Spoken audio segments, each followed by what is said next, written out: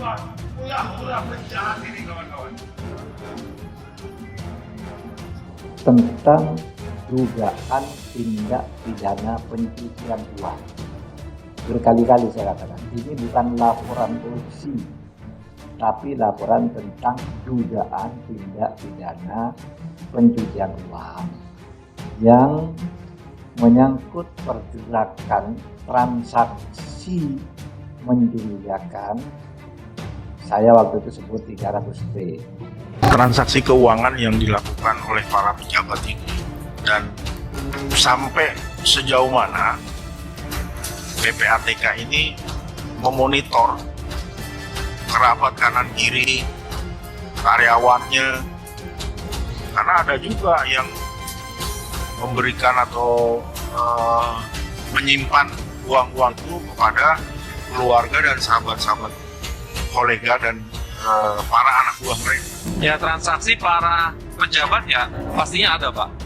Ya, transaksi dengan para pejabat pastinya ada. Ya, terkait dengan nomininya, kemudian terkait dengan kerabat, keluarga, sahabat, kolega, anak buah dan segala macam itu kita temukan juga. Jadi bukan hanya kepada keluarga, tapi mohon maaf misalnya kepada orang lain yang palsu dan segala macam. Itu juga ya itu yang kita sebut dengan nomini, Pak Santoso. Ya justru itu yang kita juga tunggu sama dengan Bu Sri Mulyani. Kita menunggu PPATK memberikan informasi yang lebih lengkap dan detail soal angka 300 triliun tersebut. Ya, kita teringat dulu pernah juga PPATK merilis soal uang terkait judi online, ya sekian triliun juga. Nah, kita tunggu.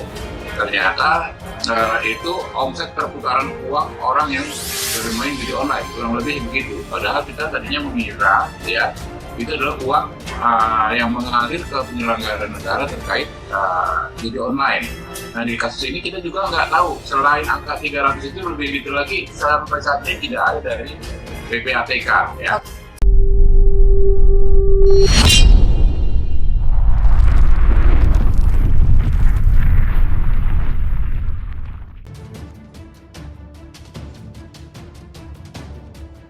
Jelaskan soal transaksi 300 triliun, Sri Mulyani singgung nama Gayus dan Angin Prayitno.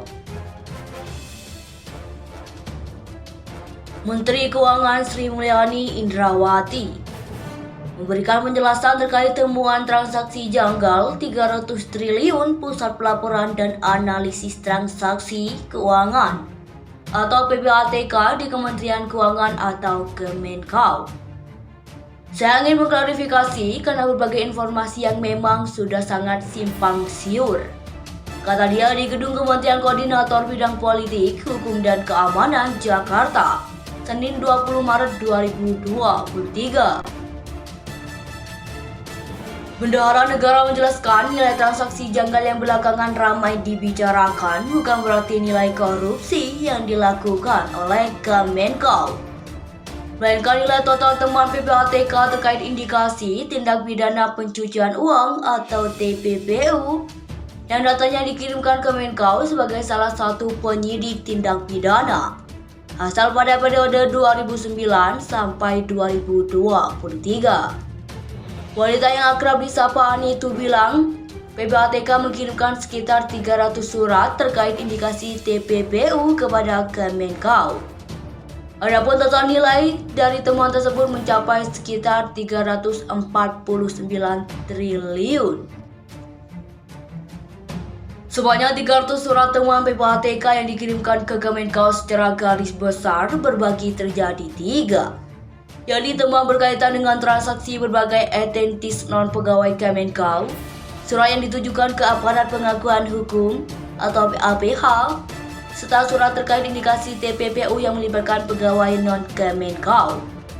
Jika dilihat berdasarkan nominalnya, surat berkaitan dengan transaksi terindikasi TPPU, badan usaha atau perorangan dan pegawai Kemenkau menjadi temuan PPATK yang paling besar. Sri Mulyani bilang terdapat 65 surat berisi transaksi keuangan dari perusahaan atau badan usaha. atau perseorangan yang tidak menyangkut pegawai Kemenkau dengan nilai indikasi TPPU mencapai 253 triliun.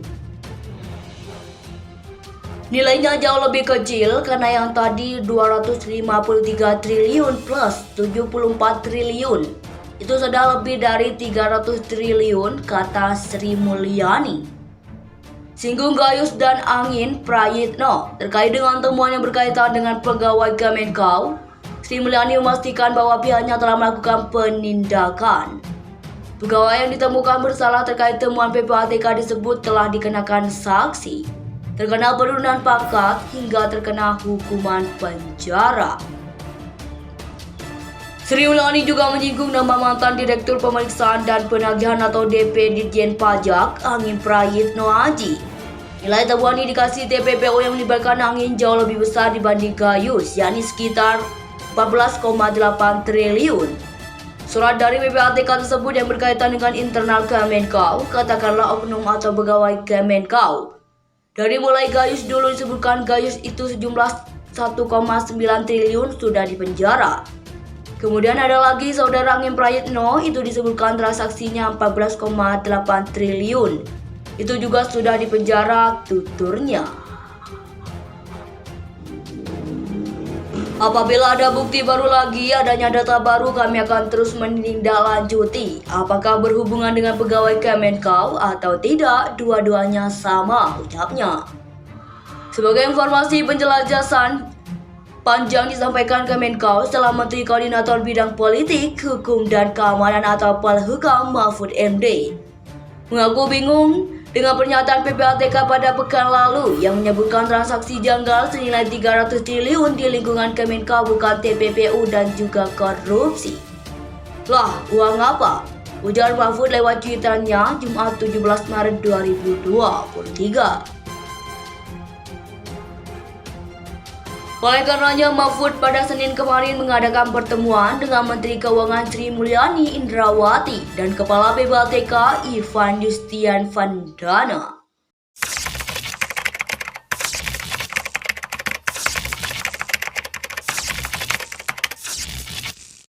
Sebenarnya dengan data-data yang tersedia di PPATK, ini justru menunjukkan dua hal. Yang pertama, itu transaksi kan dari 2009 gitu ya. Ini data ini apakah sudah ditelusuri oleh Dirjen misalnya Kementerian Keuangan, dan mungkin PPATK akhirnya mengungkapkan kepada publik. Menko Polhukam juga mendukung pengungkapan tadi, menjadi salah satu skandal yang paling besar nih sekarang sepanjang sejarah di Kementerian Keuangan. Itu karena mungkin mereka jengkel juga gitu. Dari sisi PPATK, ini data sudah dikasih ke Dirjen Kementerian Keuangan, belum ada tindak lanjutnya. Mau minta dipercepat saja oleh PPATK, disampaikan kepada publik melalui media. Datanya yang detailnya seperti apa? Dugaan di ini dugaan penyimpangan di pegawai pajak terutama dinilai dari gaya hidup itu kan memang sudah banyak sekali masukan ya. Dinilai dari gaya hidup, lalu orang mengasumsikan adanya dugaan dalam konteks pelaksanaan tugas. Nah, persoalannya selama ini kita hanya selalu bicara di ujung-ujungnya, bukan di pangkalnya, dan nggak akan pernah selesai. Mungkin kalau Anda ingat sejak kasus Gayus Tambunan itu sekian belas tahun yang lalu ya. Jadi ada dugaan ke sana, sehingga nggak bisa masalah 300 triliun transaksi janggal ini selesai hanya dengan lempar-lemparan dari PPATK ke publik. Tapi yang lebih penting lagi adalah pembentukan semacam task force atau semacam unit kerja yang di dalamnya ada PPATK, Dirjen Kementerian Keuangan, BPK, Kejaksaan, dan Kepolisian. Nah, kalau kita hanya menyikapi kasus per kasus, saya pikir nggak akan pernah selesai. Nah, ini kita kembali kepada teori ya. Kekuasaan itu cenderung korup. Kekuasaan yang absolut pastilah korup.